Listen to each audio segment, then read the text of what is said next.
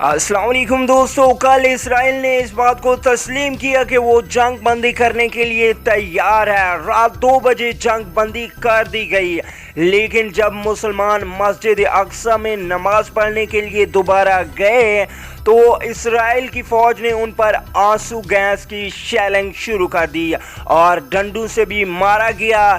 اس کے بعد پاکستان کا نیا بیان سامنے آ چکا ہے۔ پاکستان کے وزیر اعظم عمران خان نے ایک ایسی فورس بنانے کا اعلان کر دیا ہے جو فلسطین کی مدد کرنے کے لیے فلسطین جائے گی۔ میرے خیال میں یہ پاکستان کا سب سے اچھا قدم ہے۔ اگر 2-3 مسلم ممالک مل کر ایک اچھی سی فورس بنا لیں تو تمام مسلمانوں کی حفاظت کی جا سکتی ہے۔ آپ کے خیال میں یہ کرنا چاہیے یا نہیں؟ نیچے کمنٹ سیکشن میں ضرور بتائیں۔